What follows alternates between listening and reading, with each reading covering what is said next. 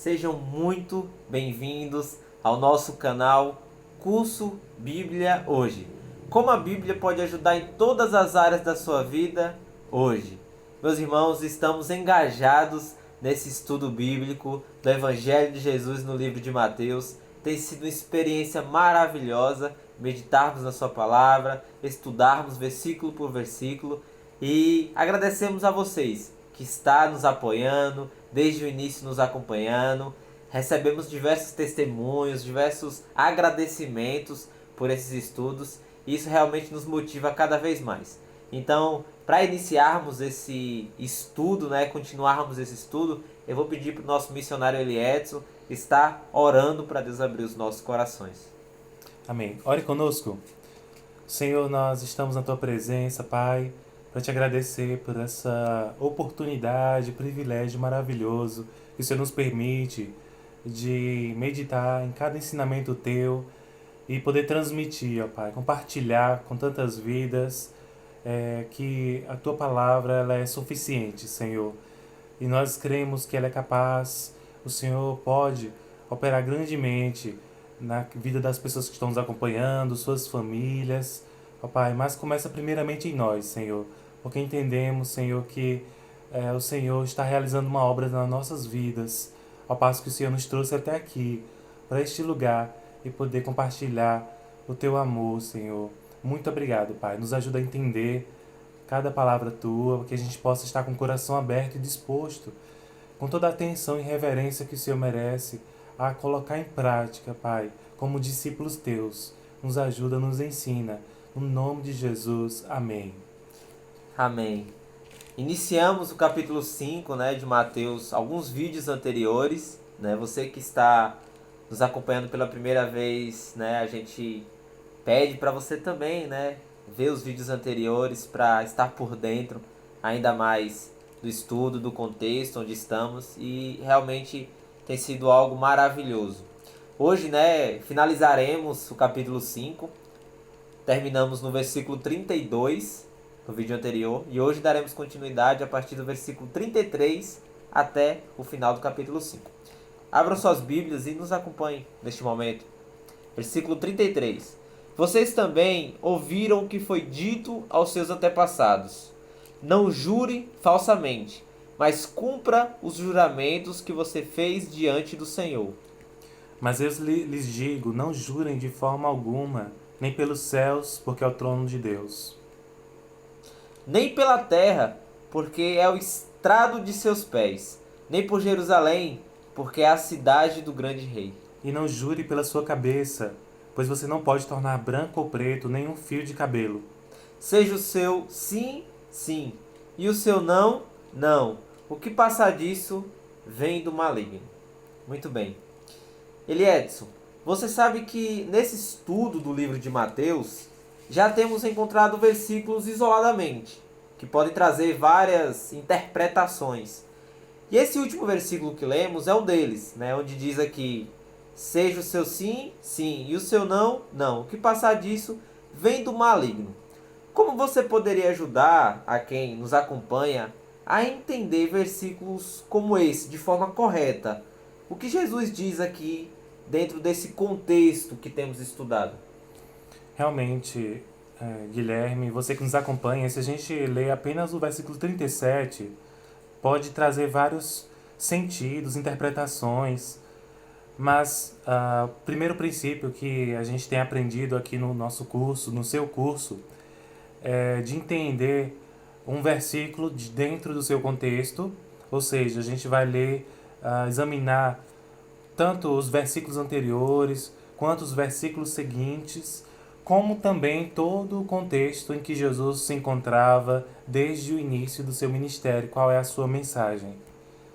A gente percebe aqui, por exemplo, nos versículos anteriores que acabamos de ler, a partir do versículo 33 de Mateus 5, que Jesus está falando sobre juramentos, que eles ouviram que na lei dizia: não jure falsamente, mas cumpra os juramentos que você fez diante do Senhor.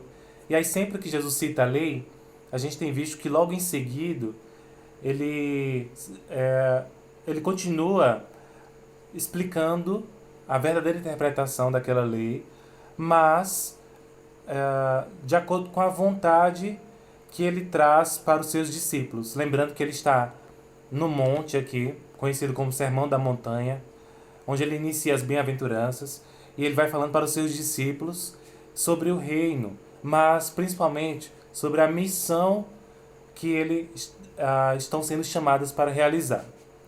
E com isso, nós entendemos que quando ele pede para os discípulos dizer sim, sim e não, não apenas, significa que a palavra deles deve ser suficiente, que eles não precisam jurar por nada, nem pelo céu, nem pela terra, nem por Jerusalém, né? Nem pela cabeça deles, como o texto de Jesus está falando, mas que a palavra deles dentro da missão que eles estão sendo enviados é suficiente, assim como a palavra de Cristo, como ele veio nos dar o exemplo para trazer o Evangelho e preparou os discípulos para continuar através do Espírito Santo agindo na vida deles, levando a mensagem do Evangelho por todo o mundo.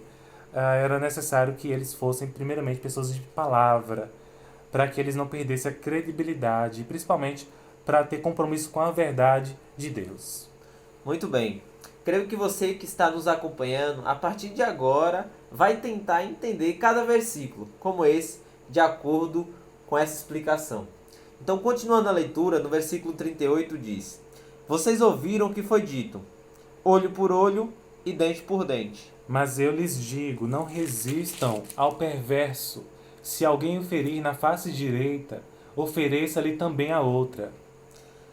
E se alguém quiser processá-lo e tirar-lhe a túnica, deixe que leve também a capa. Se alguém o forçar a caminhar com ele 1 milha, vá com ele 2. Dê a quem lhe pede, e não volte as costas àquele que deseja pedir-lhe algo emprestado. Muito bem. Eliedson, agora aqui nesse trecho que lemos, Jesus está falando sobre algo que parece bem mais complicado de cumprir. Se alguém o ferir na face direita, ofereça-lhe também a outra. Como você explicaria? E por que Jesus, pede isso aos discípulos? E essa questão de olho por olho, dente por dente, que Jesus cita aqui na Bíblia?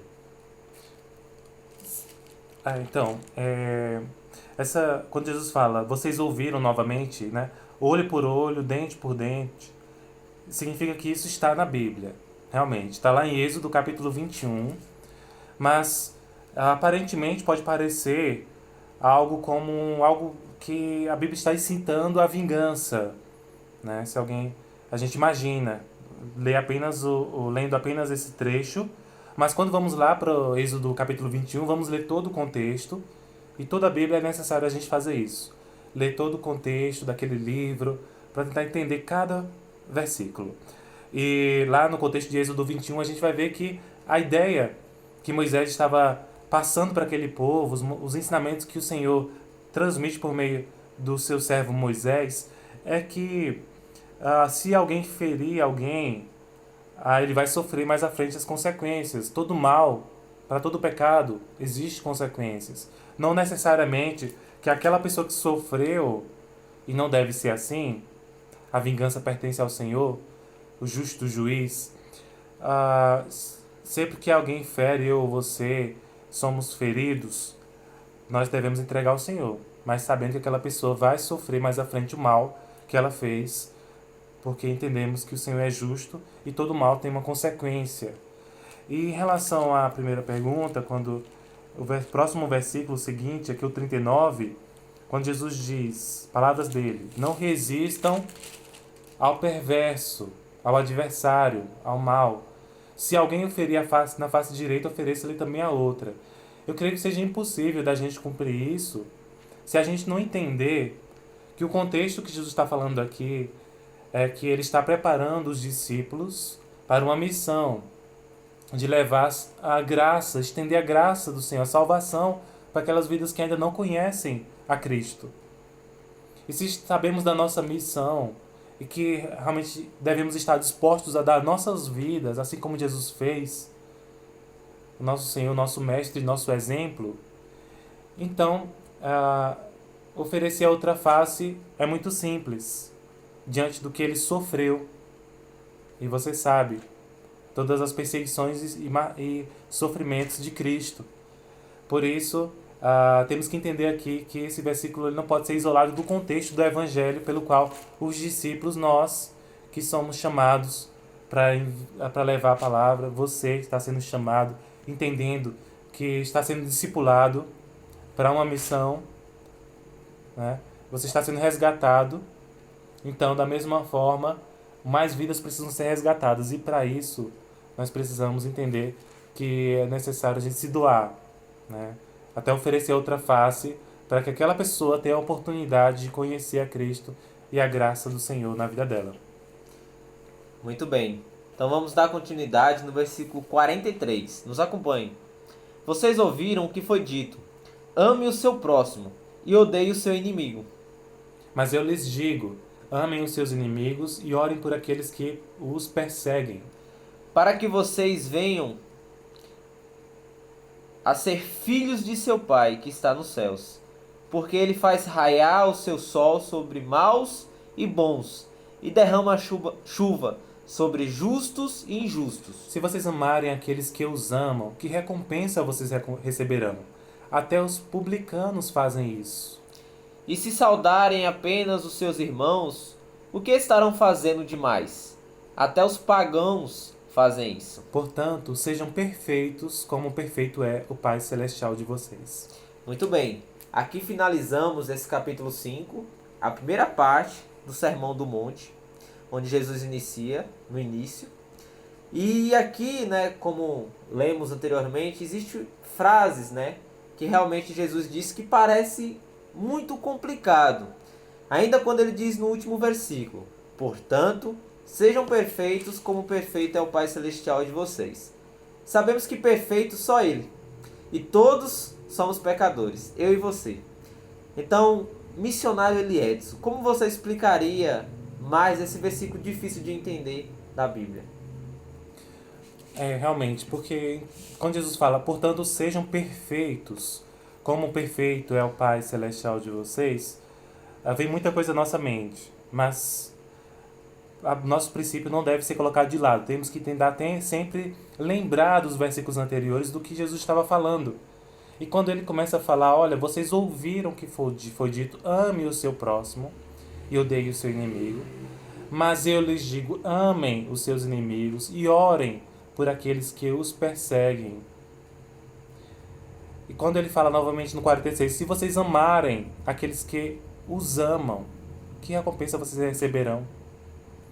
Então, veja bem, aqui Jesus está falando do amor incondicional, dessa missão que eles estão indo, amar as vidas, amar as almas perdidas, que precisam ser alcançadas, que precisam ser salvas. Então, nesse sentido da missão que eles estão sendo enviados, eles precisam ser perfeitos no amor. Porque o contexto aqui só se explica através do amor incondicional, que não vem de nós, claro, que vem dele. Muito bem. Eu e você sabemos que haverá um dia onde todas as nações, tribos, estarão reunidas diante de Deus, daquele que merece toda a honra e toda a glória. E hoje é a oportunidade de reconhecermos a Cristo como aquele que é a luz realmente que veio ao mundo e muitos rejeitaram, como os judeus, e eu e você temos a oportunidade de ter esse evangelho, a boa nova, a luz de Cristo brilhando em nossos corações. Sabemos que o pecado endurece os corações dos seres humanos, de nós pecadores, mas o evangelho ele é capaz de amolecer os nossos corações. E devemos estar dispostos a ser realmente levados pelo Espírito Santo ao arrependimento, a ser convencido por ele e a de fato viver uma vida com Cristo. Existe um convite de Jesus para a sua vida.